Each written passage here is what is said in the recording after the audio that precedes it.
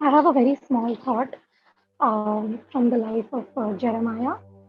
So let's all just turn our attention to Jeremiah 12, verse 1. So in Jeremiah we know is a book that talks about uh, how Jeremiah is a prophet who's called from a very young age, and he's called as a prophet to go to the land of Judah and speak about the destruction that was to come to Judah because the people of the land were turning away from God, turning against God, and worshiping idols, and God's anger burned against them, and He was going to cause them to be cause the fall of Jerusalem, and He was going to cause them to be exiled into other lands and taken as captives to other lands. And Jeremiah was selected as a prophet to speak to these people, to speak to kings about the coming destruction so that they would turn away from their wild ways, and then they will get back into God's will, and go back to worshiping God who saved them out of and who saved them and rescued them from their enemies. So this is the book of Jeremiah. This is what the book of Jeremiah is. Now, how do we see Jeremiah as a prophet, as a character? So we know very well that he was a prophet who was called at a very young age, and he was not sure of himself. He was like, God, I'm so young, I'm just a child. How can you call me? But God trusted him with his word to be spoken to the people in that land. And even though Jeremiah was a very contrasting character, like he was human too, he was a person just like one of us, and he used to get offended. He used to get like he used to be angry with the way the people were treating the words of God. He used to complain a lot. He's just like one of us. Like how we usually do when we go through problems, when we face hurdles in our life. We go complaining like, "Oh, what's happening? Why is this happening to me? Why it happens only to me?" That's a lot of things that we keep questioning God, we keep complaining to God about, and he was just a person like that. But he was also a person, when given the duty to deliver a word to a particular person or a particular nation, he would do it boldly, and he would fulfill that duty, till the very end. No matter what consequences he had to face, he would still do it. So this, I would just like to take you to through one part of Jeremiah's life where he grew up with God, and he changed his attitude of you know knowing God, and he, because of his relationship, his constant relationship with God, he could change that attitude of his. So yeah, so we are at, I hope you all reached Jeremiah 12 verse 1 to 2. So here we read that, this is Jeremiah's complaint to God. Okay, so first we see that he says, "Righteous are you, O Lord, that I would plead my case with you. Indeed, I would discuss matters of justice with you." So here, one thing we must realize is that Jeremiah was close to God. Yeah, he used to listen from God. He used to hear from God. He used to speak to God, and he had a relationship with God. And that is why he would boldly go to God and tell him that, I know that you are a just God. You are a God who provides justice, and you are a good God. And I know you listen to my case. You listen to me, and that is why I would discuss matters of justice with you. Oftentimes, when we see something around us, something unjust, like how we are seeing right now in this nation, we see a lot of unjust things happening around us, and we get frustrated. That is a common response that a lot of us have. We get frustrated. We're just like, why is this happening? Why are poor people not getting what they deserve to get? Why are people being oppressed in luxury? Why are people not getting the health care that they deserve? We get so irritated by the system of this nation that we get so frustrated, and we start bickering, we start murmuring, we start telling each of our friends like, why is this happening? What is it? They are no good. A lot of things. But what Jeremiah does, he goes directly to God. He says, indeed, I would discuss matters of justice with you because you are my God. Because I know that You listen and you answer. And that is the first thing. That is how he goes to you. Now, here comes complaint. Why has the way of the wicked prospered? Why are all those who deal in treachery at ease? You've planted them, they've also taken root. They grow, they have even produced fruit. You are near to their lips, but far from their mind. So there were people in that land who were priests, who were so called, people who took the name of God, but they were far from his heart. This was all a show and tell, far from his heart. But still, even then, they were prospering. They were prospering in that land. And Jeremiah is he's getting irritated by this thing. That why is this happening? Why are you letting them prosper? And then he goes on to say, "But you know me, O Lord. You see me. You examine my heart's attitude towards you. Track them off like sheep for the slaughter and set them apart for a day of carnage." And he goes on to tell that just destroy them. Why are you letting them prosper? And he gets very irritated by all of this. And even then he tells, God, search my heart. My heart is such an open book. My life is an open book. You know, in front of you, you see me. I am doing so much for you. I am going out and speaking your words boldly to people, even though they don't listen to me, even though they don't trust me, even though they are against me. I still do that. And still I am not prospering. And instead, wicked people are prospering. And this is what his complaint is. And then you see what God says in verse 5. If you've run with footmen and they have tired you out, then how can you compete with horses? If you fall down in a land of peace, how will you do in the thicket of Jordan? I would also like to read the verse from NLT version. It's really beautiful the way it's put. If racing against mere men makes you tired, how will you race against horses? You know, Jeremiah was so focused on that particular moment of humiliation, or of that particular moment of setback or discouragement, that he got so frustrated and he was not seeing the bigger picture, what God had intended. He was called to speak to kings, to nations, and he was getting so offended when he was facing few setbacks in his own hometown. Like it says, uh, if racing against mere men makes you tired, how will you race against horses? He means mere men. That is his people, the people in his land at that point, like where he is situated. He is in his own land right now. He has not been taken captive anywhere yet. It's just going to come. He's still in his hometown, in his land, where he's been called to prophesy. He is in his comforts, and when a small part of his comfort zone is being invaded, he gets so frustrated. He gets so irritated. He starts complaining.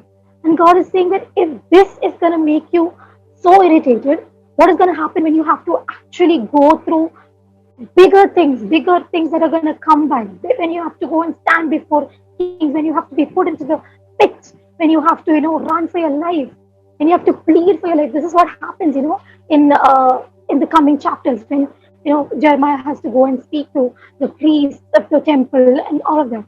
There are times when he has to face bigger difficulties. So God says, what are you going to do then?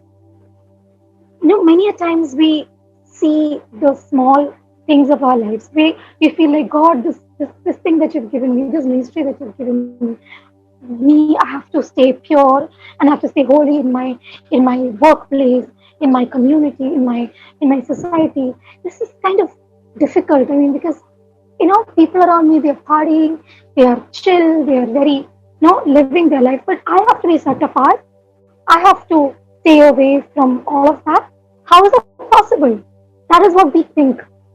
But when you just trust in God, when you let God to teach you patience, you're trusting Him to teach you and build you up for even more bigger things that are coming.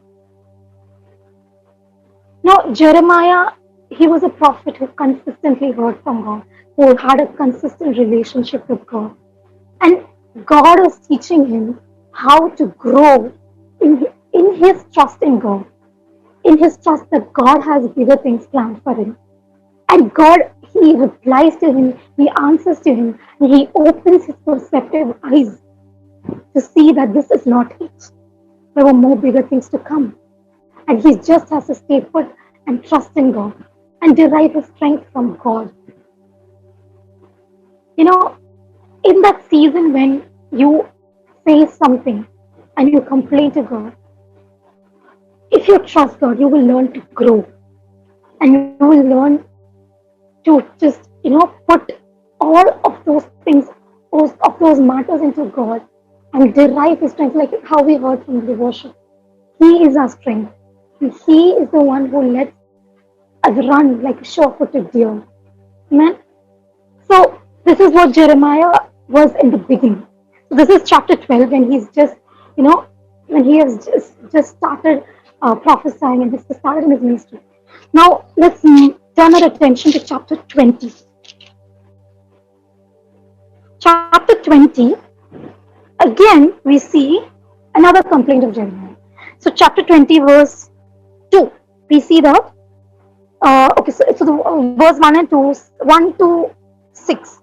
Here it says that he goes to the temple and he speaks to the priest of the temple, saying that that because of the coming destruction, and the priest gets very angry, and then he gets him arrested and has him whipped and put in stocks at the Benjamin gate of the Lord's temple. Basically, he's getting humiliated for what? For the word of God that he has delivered to the people. Instead, he's getting humiliated. Instead of them, thanking him, saying that, okay, we will turn from our ways. No, he's getting humiliated. He's getting beaten up. He's being put in stocks. He's been like imprisoned. Like he's been chained in at the temple, at the gate of the temple. So he's like a public humiliation in front of the people there. And then again, verse 7, from 7 to 10, he complains again. God, you misled me. You allowed me to be misled. You are stronger than I am, and that is why you overpowered me. And now I'm mocked every day. Everyone laughs at me. Conversion says I've become a laughing stock among the people. And he's become so humiliated and so, dejected by the people now that he's become he's like done with it, tired of it. But now he does not wait for God's answer here. Go to verse 11 and we see, but the Lord stands beside me like a great warrior. Before him my persecutors will stumble. They cannot defeat me, they will fail and be thoroughly humiliated. Their dishonor will never be forgiven. We see a level of maturity in Jeremiah's walk with God. Before he was complaining and he was asking God, why is this happening? And God patiently made him understand that there were bigger things to come. And what you're doing right now is just a small thing. Learn to endure in this time. And now, when it comes to him getting publicly humiliated, he himself says that my God is my great warrior. He will fight my battles. He will humiliate my enemies. We see this level of growth in Jeremiah's life. And this did not come by just, after so many years of being silent or staying away from God. He did not come to this conclusion, by just staying away. He used to walk with God every day, listen to him, hear from him, experience him in his life. Church, we many times face a lot of rejections, dejections. Sometimes we face subtle persecutions from people around us for the way that we live, for the things that we choose to do or not to do. But every time somebody comes up and tells to us, why don't you do that? Like, why are you staying away from this? Why are you not having, drinks with us? Or why do you not want to sit around and, chit chat about other people's lives? And we decide not to do that. Yes, we will be humiliated sometimes. We will be pointed fingers at. But our God is a God who sees all of that. And every time this happens, you don't go to God complaining, God, why is this happening? Why is that happening? It only happens to me. If we have that experience with God, if we have that level of, intimacy with God, we would know that He is a God who does great things in our lives. He has great plans for us. And this doesn't happen over time. This happens with steady, consistent communion with God, growing with God. How Pastor was saying that, now we have the we have the Spirit of God with us, the Holy Spirit. We ask this infilling of the Spirit every single day. We, how we don't go to the gym every day to train our muscles, to train ourselves, our body. We don't get abs one fine day doing nothing. We train ourselves, we train our minds, we train our body, our willpower, and that is how we grow. Jeremiah 17 verse 7 to 8 says something really beautiful to illustrate this relationship with our God. How we know that the grass, it grows very quickly, and all these herbs, these kitchen garden herbs, they grow very quickly. But when the storm comes and the rain comes, or if there is, if the heat is blazing on it, or if there is a time of drought, they'll just wither away. But what about a strong tree? Jeremiah 17 verse 7 to 8 says, but a tree takes time. It needs time to grow. It roots down into the earth and it grows slowly. You might not see the results of your hard work of what you're doing, of what you're sowing. You won't see the results maybe soon, like maybe in a few weeks or in a few months or maybe even a few years. But that is a time where you shouldn't get frustrated because you are growing. You are growing in the Lord. It says it needs time to grow. It roots down into this earth and it grows slowly. But when it grows slowly and steadily, it gets stronger. So when the winds and the storm come, it stands strong. Not just that, but it also gives shelter in him. So verse 17, Jeremiah 17, 7 to 8 says, blessed are those who trust in the Lord and who have made the Lord their hope and confidence. They are like trees planted along a riverbank with roots that reach deep into the water. Such trees are not bothered by the heat or worried by long months of drought. Their leaves stay green and they never stop producing fruit. When we just trust God and just trust Him steadily, He will let us grow slowly and steadily, our roots deep into Him, so that we will not, wither or fall away or break down or drain out. Sometimes we are so passionate about something, about doing so many things for God. We are so passionate, and we just go into things without even seeking God's counsel. That we get, like, after a certain point, we get so drained out. That is because we are not refilling with God in our lives, with the Holy Spirit in our lives. When you grow slowly and steadily, yes, it takes time, it takes efforts, it takes patience, or most of all. Then you will grow. When you grow, you will grow strong. And when you bear fruits, it will be useful for other people as well. A tree is just not strong and big. It also gives shelter to many. We are not called to just, grow in our faith, grow in our, you know, love for God and just, that's it. No. We are meant to give out. We are meant to overflow in our love towards others as well. And when we go through certain things in our lives, it's not just for ourselves, for our faith to be strong or to strengthen our inner man. It is also for strengthening somebody else who is new in their faith or who is still growing up. And that is what God has called us to do, because we will grow together as the bride of God, together, holding each another, one another, and together we grow in Him. Amen.